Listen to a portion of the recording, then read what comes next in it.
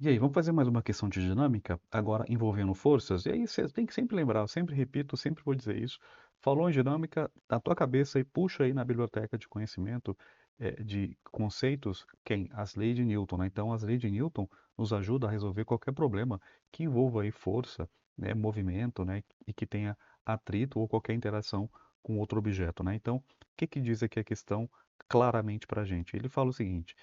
Imagine que o funcionamento do paraquedas, em conjunto com a ação dos ventos, faz com que o corpo tivesse atingido sobre si as seguintes forças perpendiculares entre si. Então, imagina que tem uma força aqui para cima, tem uma força aqui, no caso, F2 aqui para a direita. Qual das opções abaixo representa corretamente a soma dos vetores que agem no corpo? Porque aqui a pergunta, tá vendo? Ele quer saber a soma vetorial, né? Então, a soma vetorial, basta eu saber o quê? Aqui no caso, a direção das forças, né? Então, sabendo a direção das forças, você dá para deduzir, dá para achar qual que vai ser a soma desses vetores, tá? Então, aqui, basicamente, a gente está brincando com soma de vetores. Lembra? Como aqui os vetores eles estão perpendiculares entre si, e aí não se assustem, tá? Toda vez que ele falar perpendicular, significa que esses vetores formam o quê? Formam 90 graus entre si, né?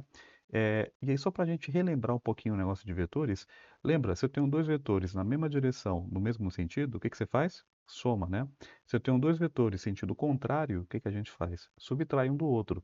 E quando a gente tem vetores perpendiculares, o que que a gente faz? Pitágoras, né? Então, aqui, basicamente, para onde vai estar, aqui no caso, a força resultante? Lembra? A gente vai traçar aqui mais ou menos uma reta paralela àquele F1, né?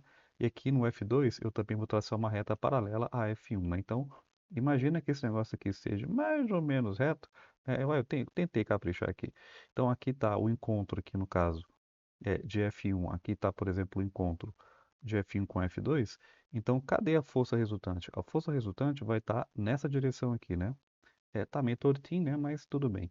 Então, a força resultante, ela vai estar nessa direção aqui, no encontro aqui dessas duas forças aqui no caso que eu coloquei. Então, essa aqui no caso vai ser a força resultante, vai ser a soma vetorial de F1 com F2, né? Então, F1 com F2, a soma vetorial vai estar na diagonal, aqui no caso, para cima, tá?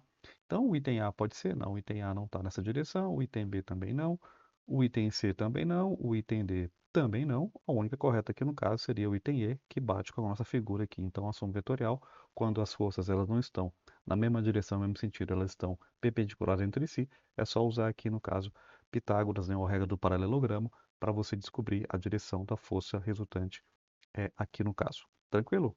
É isso.